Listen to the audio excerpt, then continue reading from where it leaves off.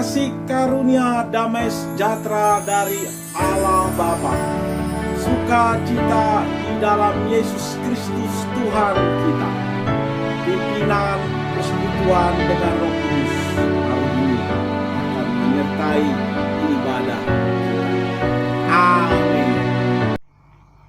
Shalom Bapak Ibu dan jemaat yang dikasihi oleh Tuhan, kembali lagi dalam ibadah Minggu 11 Oktober 2020. Kita akan mulai ibadah kita, mari kita angkat satu pujian dari NKI 302, Iring Maha Tuhan.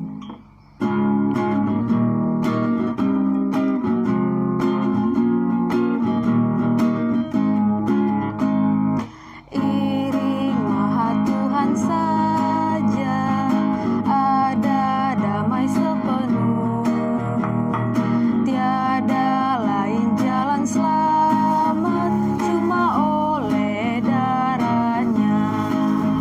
Aku hendak iring Tuhan yang melindungi jiwaku, akan jadi sama Tuhan, itu rindu dendamku.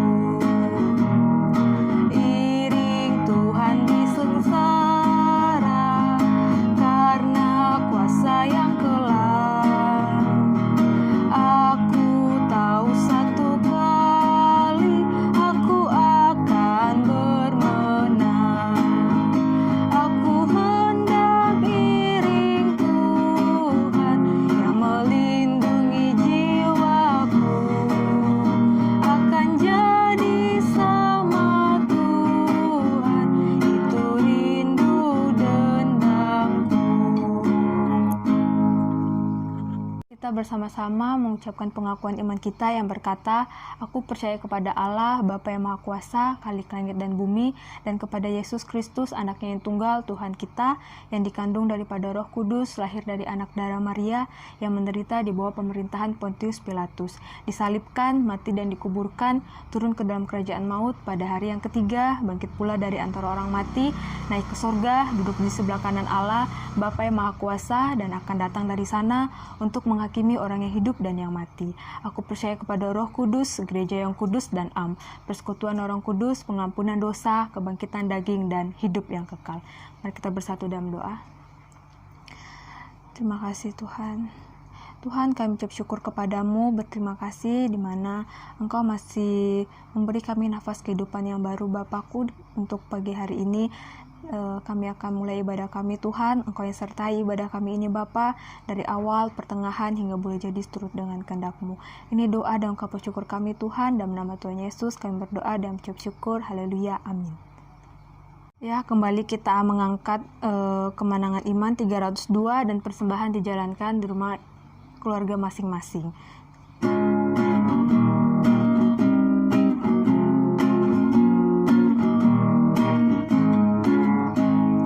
Iring dalam hal menyangkal diri, buang megah. Aku hidup bersentosa selama-lamanya. Aku hendak iring Tuhan yang melindungi jiwaku, akan jadi sama Tuhan, itu rindu dendamku. Iring dalam tiang suci, tubuh jiwanya wagnap, dengan kata dengan amal, itu rinduku tetap. Aku hendak iring Tuhan yang melindungi jiwaku, akan jadi sama Tuhan, itu rindu dendamku. Kita akan masuk dalam doa syafaat. Saya akan pimpin doa syafaat ini. Mari kita bersatu dalam doa. Tuhan, kami mengucap syukur, berterima kasih kepadamu atas setiap anugerah yang Kau beri bagi setiap kami. Tuhan, kami berterima kasih Tuhan, di mana Engkau masih memberi kami nafas kehidupan yang baru untuk hari ini. Dan sekarang kami akan menaikkan syafaat kami Bapa kepadamu. Engkau ampuni dosa kami Tuhan, ampuni kesalahan kami agar kami layak untuk menaikkan syafaat kami kepadamu. Tuhan, kami berdoa buat persembahan yang sudah dijalankan, biarlah persembahan ini bisa berguna bagi pelayananmu, dan Engkau berkati masih ada pada kami Bapakku, biarlah kami dapat mempergunakan itu untuk hormat dan kemuliaan namamu. Tuhan, Engkau berkati juga bangsa dan negara kami yang dimana sedang dilanda virus COVID-19 ini. Tuhan, kami percaya ada maksud dan tujuan yang Engkau adakan dengan COVID ini. Tuhan, biarlah Engkau yang lindungi kami Bapa dari COVID ini. Tuhan, jauhkan kami dari COVID ini agar kami terus bisa bersama-sama. Dan Tuhan, kami juga berdoa buat gereja-gereja Tuhan yang ada di Indonesia, terkhususnya yang ada di Samarinda, gereja GKI Gunung Sinai, yang Kau berkati dari pendeta dan jemaat-jemaatnya, biarlah Tuhan kami selalu dalam lindungan-Mu. Dan sekarang kami akan mendengarkan sebagian kecil dari sabda firman-Mu Bapakku. Engkau yang urapi setiap kami Tuhan, buka akal, pikiran, dan hati kami agar kami bisa memahami firman-Mu ini dan kami dapat terapkan di kehidupan kami sehari-hari. Tuhan, ini doa dan ucap syukur kami Tuhan. Kami akhiri doa ini dengan doa yang telah Engkau ajarkan kepada kami. Bapa kami yang di sorga, dikuduskan namamu, datanglah kerajaan-Mu, jadilah kehendak-Mu di bumi seperti di sorga. Berikanlah kami pada hari ini makanan kami yang secukupnya, dan ampunilah kami akan kesalahan kami, seperti kami juga mengampuni orang yang bersalah kepada kami. Dan jangan bawa kami ke dalam pencobaan, tetapi lepaskanlah kami daripada yang jahat. Karena Engkau yang punya kerajaan dan kuasa dan kemuliaan sampai selama-lamanya. Amin. Baik Bapak Ibu, kita akan mendengarkan sebagian kecil dari sabda firman-Nya. Mari kita angkat satu pujian bagaikan bejana.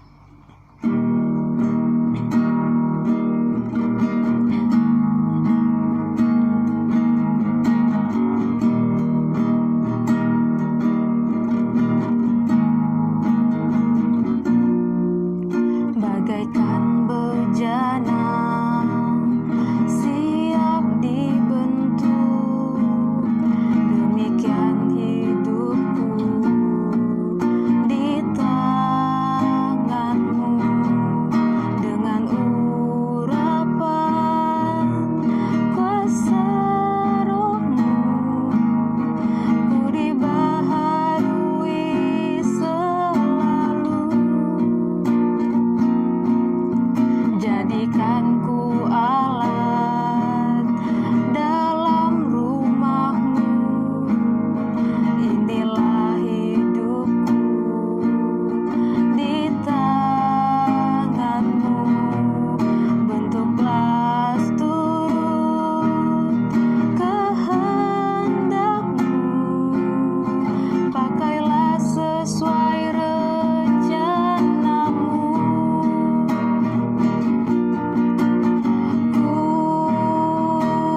Mau seperti-Mu Yesus, disempurnakan selalu dalam segenap jalanku, memuliakan nama-Mu.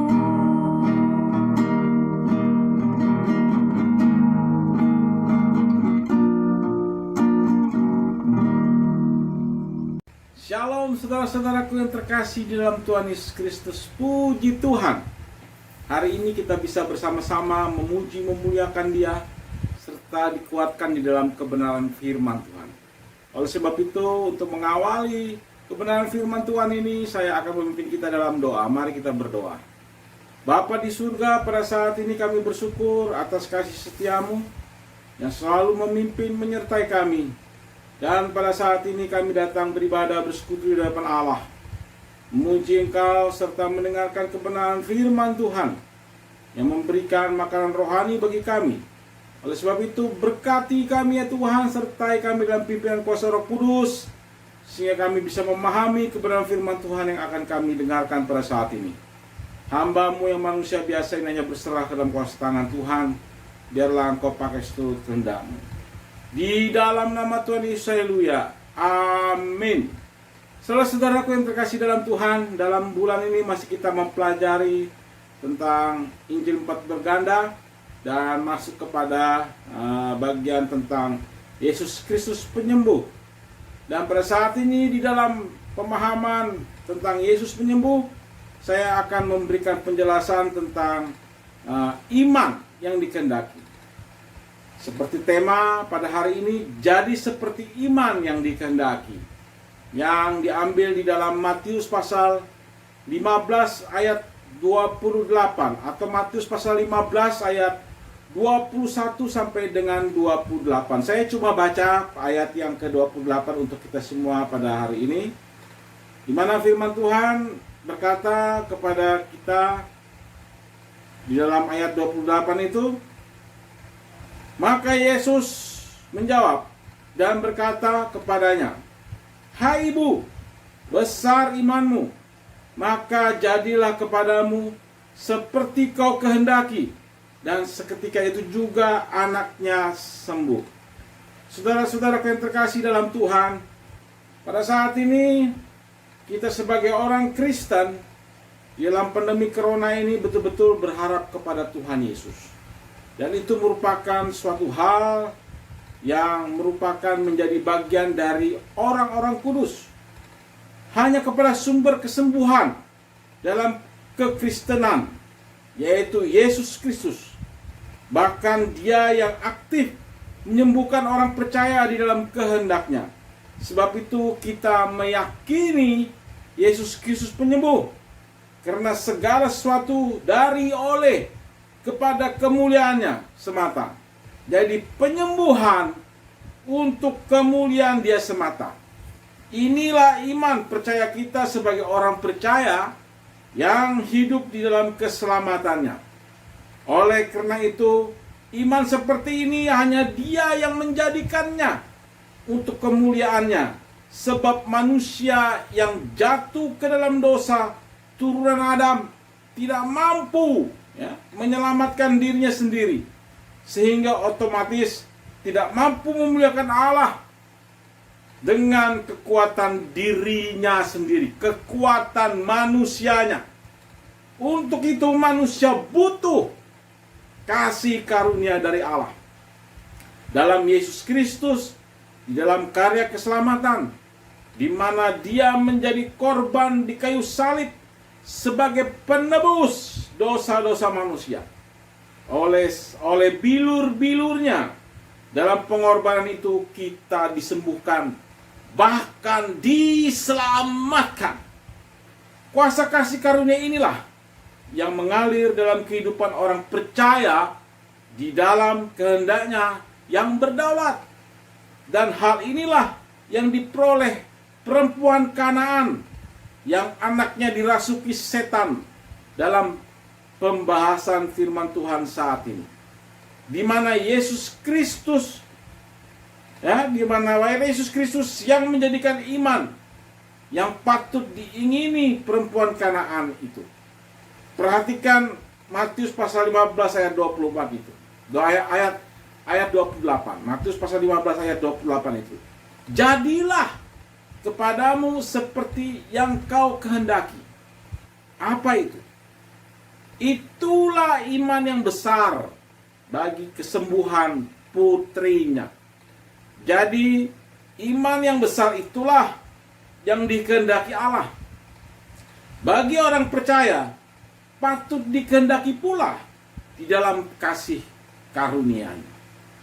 Saudara yang terkasih dalam Yesus Kristus, berdasarkan firman Tuhan, saat ini kita pahami bersama-sama beberapa bukti sebagai cara yang relevan dalam kasih karunia, dalam memiliki iman besar.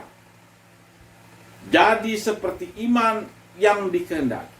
Yaitu, pertama saudara-saudaraku, seperti yang ditulis di dalam ayat 21 sampai dengan ayatnya yang ke-28. Khusus pada ayatnya yang ke-23, 24, 26, dan 27. Di sana tergambar bahwa iman yang besar itu memiliki kerendahan hati dalam berpengharapan. Maksudnya, kerendahan hati perempuan Kanaan itulah adanya kesabaran dan kesadaran tahu dirinya kepada Yesus. Inilah yang diinginkan Allah di dalam kasih karunia-Nya oleh Yesus Kristus. Meskipun perempuan itu bukan bagian dari domba-domba Israel, bahkan disebut anjing. Dalam budaya Yahudi, suku bangsa lain itu disebut anjing. Budaya Yahudi dikenal dalam ketuhanan, tetapi juga munafik, seperti yang terungkap dalam Matius pasal 15 ayat 7 sampai dengan ayatnya yang ke-9. Saudara-saudaraku, di sini Yesus mengindikasikan kesombongan orang Yahudi yang terlalu mengikuti adat istiadat mereka yang adalah ajaran perintah manusia.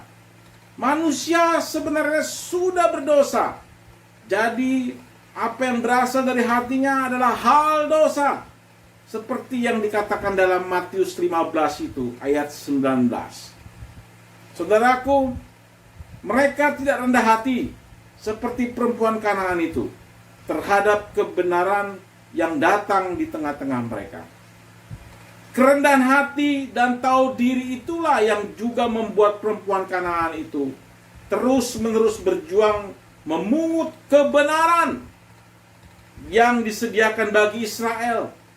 Dan perempuan itu memakan remah-remah kebenaran yang disia-siakan Israel atas keberadaan Yesus Kristus.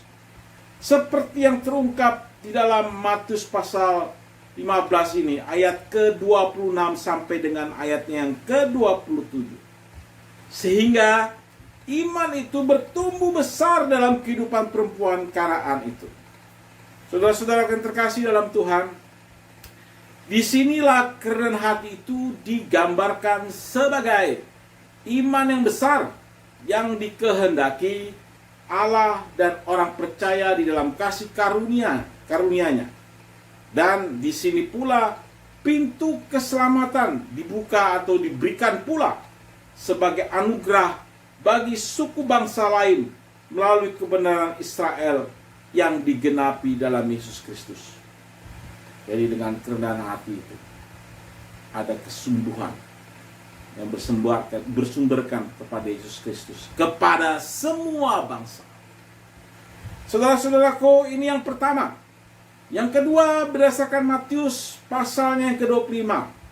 Pasalnya yang ke-15 ayat ke-25. Maaf. Matius pasal 15 ayat ke-25, bahwa iman yang besar itu mau mendekat sujud menyembah Yesus Kristus, sumber kekuatan yang menyelesaikan dari ketidakberdayaan. Saya ulangi, dari ayat ke-25 itu terungkap bahwa iman besar itu mau mendekat, sujud menyembah Yesus Kristus, sumber kekuatan yang menyelesaikan dari ketidakberdayaan. Maksudnya oleh karena hati, seperti yang dijelaskan di atas tadi, oleh kerendahan hati yang sudah dijelaskan sebelumnya tadi, perempuan Kanaan itu mau mendekat, menyembah Yesus yang diimaninya berkuasa menyelesaikan ketidakberdayaannya. Perhatikan kata mendekat. Kata mendekat itu adalah kata aktif yang dikerjakan berulang-ulang kali untuk dekat, dengan berulang-ulang kali pula dalam bentuk sembah. Sembah adalah tersungkur, tengkurap atau sujud di hadapan Yesus di dalam ketidakberdayaan di hadapan yang kuasa. Oleh sebab itu perempuan ini berkata, "Tuhan, tolonglah aku." Saudaraku yang terkasih di dalam Tuhan Yesus Kristus, disinilah ketidakberdayaannya. Ya, selalu ketidakberdayaan perempuan itu hanya membuat hatinya begitu merendah di hati, di hadapan Allah yang begitu berkuasa, yang begitu berotoritas dalam segala sesuatunya, sehingga perempuan itu tunduk di hadapan Tuhan dengan berkata, "Tuhan, tolonglah." Jadi disinilah bentuk iman yang besar dari perempuan Kanaan itu, yang dihargai Yesus dan dikehendakinya serta menjadi bentuk pula dalam sujud sembah orang-orang kudus di dalam kasih karunia-Nya. Jadi saudara-saudara yang terkasih dalam Tuhan, Yesus adalah kuasa. Dia adalah Allah yang maha kuasa yang harus kita sembah, karena segala sesuatu berasal dari Dia. Kesembuhan juga berasal dari Dia. Oleh sebab itu kita menyembah Dia. Saudaraku yang terkasih dalam Tuhan, dengan kesadaran menyembah Dia, kita mengetahui Dia yang berkuasa, Dia yang maha besar. Kebergantungan kita hanya kepada Dia. Ini yang kedua. Yang ketiga berdasarkan Matius pasal 15 ayat 21 sampai dengan ayatnya yang ke-22. Bahwa iman yang besar itu hidup dalam memohon, dalam berpengharapan sebagai kebergantungan atas kelemahan. Saya ulangi lagi, berdasarkan ayat 21 dan ke-22, bahwa iman yang besar itu hidup datang memohon dalam berpengharapan sebagai kebergantungan atas kelemahan.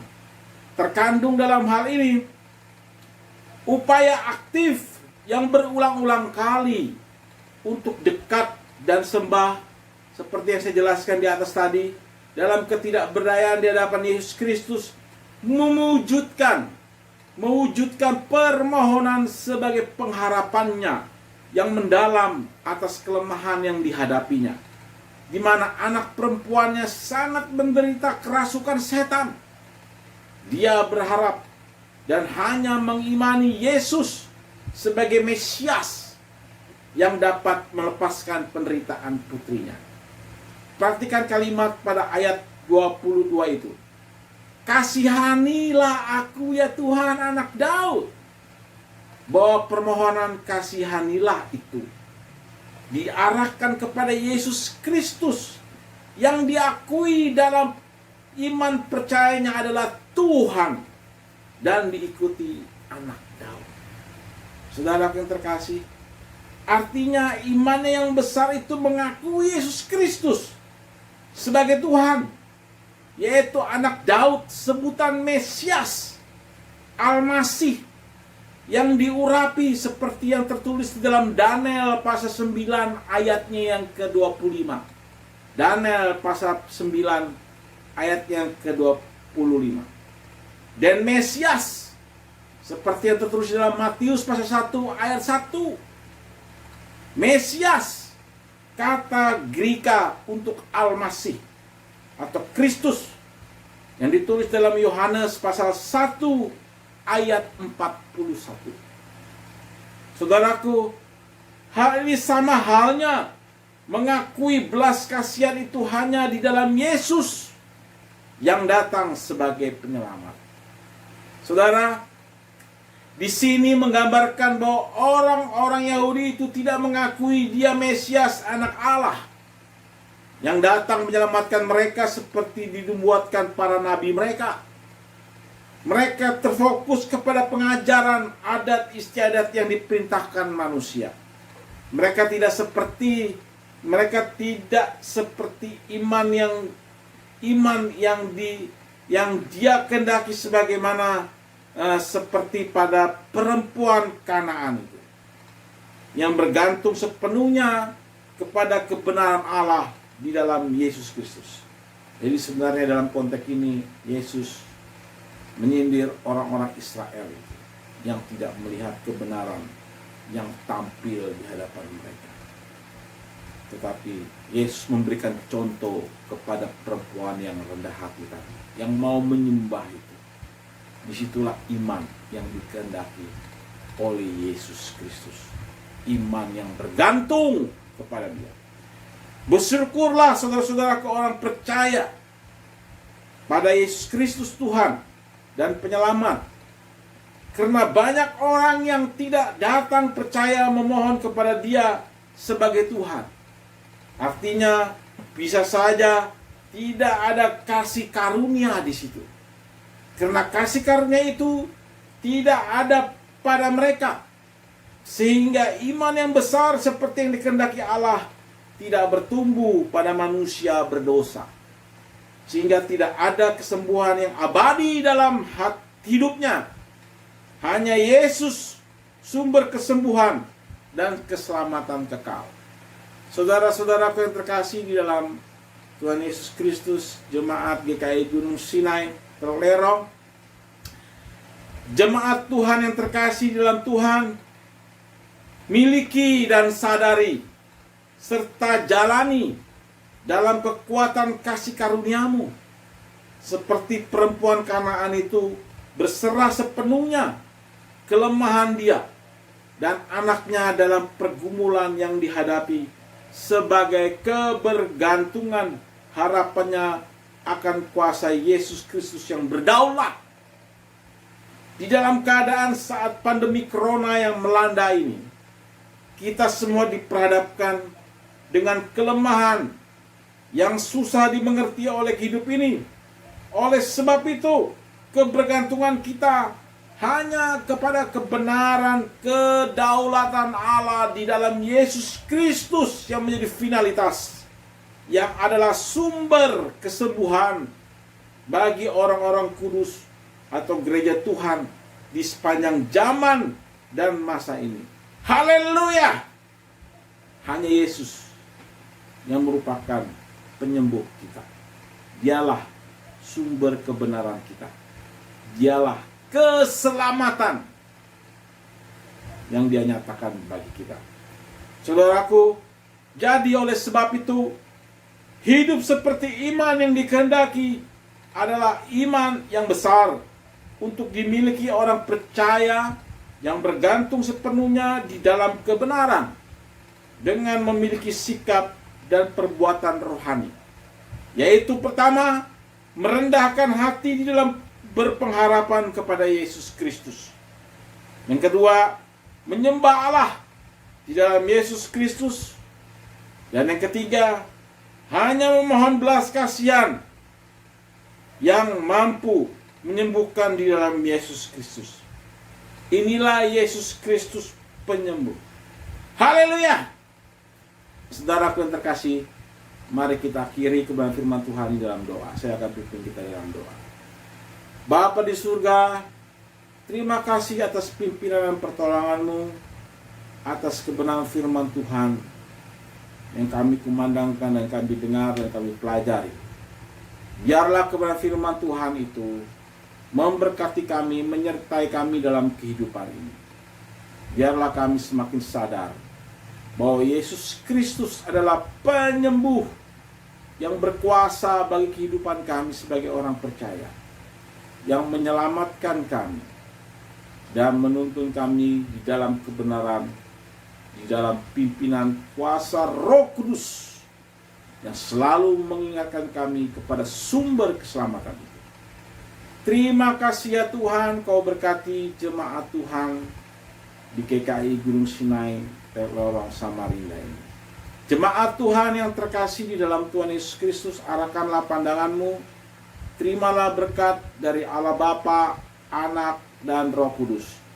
Pujilah Allah, pohon berkat, puji Dia segenap bumi, di surga pun memuji-Hu. Bapa, Anak, dan Roh Kudus. Amin.